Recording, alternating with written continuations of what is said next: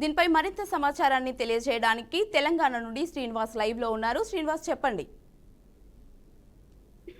తెలంగాణలోని teacher MLC ఎన్నికలకు పూర్తి స్థాయిలోని ఉదయం 8 గంటల నుండి ఇప్పటికే పూర్తి స్థాయిలోని ఎన్నికల కేంద్రాల వద్ద భారీ బందోబస్తు కూడా ఏర్పాటు చేయడం జరిగింది. దీనికి సంబంధించి చూసినట్లయితే నల్గొండ, వరంగల్, ఖమ్మం సంబంధించిన ఉపాధ్యాయ ఎన్నికలకు నోడల్ అధికారిగా ఉన్నటువంటి నల్గొండ జిల్లా కలెక్టర్ గారు కూడా పర్యవేక్షిస్తున్నారు. పూర్తి స్థాయిలో ఏదైతే సమస్యాత్మక కేంద్రాలు ఉన్నాయో అక్కడ కూడా ఎలాంటి అవాంఛనీయ సంఘటన జరగకుండా కూడా అన్ని ఏర్పాట్లు కూడా చేయడం జరిగింది. ఉదయం 8 గంటలకు ప్రారంభమైన పోలింగ్ ప్రక్రియ ఇప్పటి వరకు కొనసాగుతుంది. ఇప్పటి వరకు టోటల్ తెలంగాణ వ్యాప్తంగా జరిగినటువంటి పోలింగ్ ప్రక్రియ చూసుకున్నట్లయితే 46% నమోదైనట్లు కూడా ఎలక్షన్ సంబంధించినటువంటి అధికారులు కూడా ధృవీకరించినటువంటి పరిస్థితి.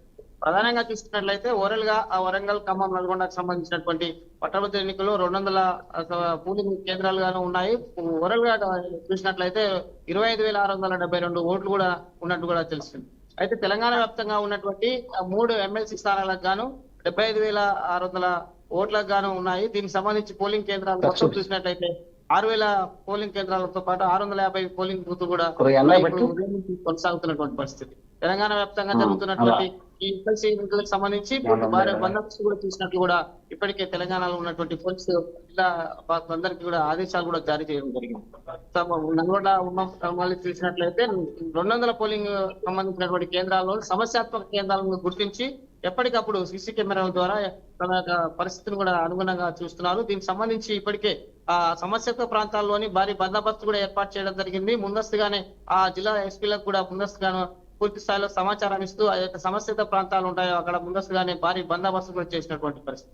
ఇకపోతే పూర్తి స్థాయిలో రెవెన్యూ అధికారులు అయితేనేమి ఎలక్షన్ కమిషన్ ఆదేశాల మేరకు ఉదయం 8 గంటల నుంచి సాయంత్రం 4 గంటల వరకు జరిగే పోలింగ్ ప్రక్రియలోని పూర్తి స్థాయిలో ఓటర్కు స్వేచ్ఛగా వినియోగించుకోవడానికి ముందస్తుగానే ఓటర్కు ప్రతి ఐడి కార్డు కూడా చూపించాలనే ఒక 6 రకాల ఐడి కార్డులతో పాటు అన్ని దశ నిర్దేశిస్తూ ఎలక్షన్ కమిషన్ ఆదేశాలు కూడా చేసినటువంటి పరిస్థితి.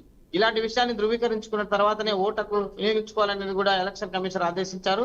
పూర్తి స్థాయిలోని తెలంగాణ వ్యాప్తంగా జరుగుతున్నటువంటి టీచర్ ఎమ్మెల్సీకి 3 నియోజకవర్గాలకు సంబంధించి ఇప్పటికీ పూర్తిగా ప్రశాంత వాతావరణం జరిగిందని చెప్పేసి ఎక్కడ కూడా ఎలాంటి అవాంఛనీయ సంఘటనలు జరగలేదు.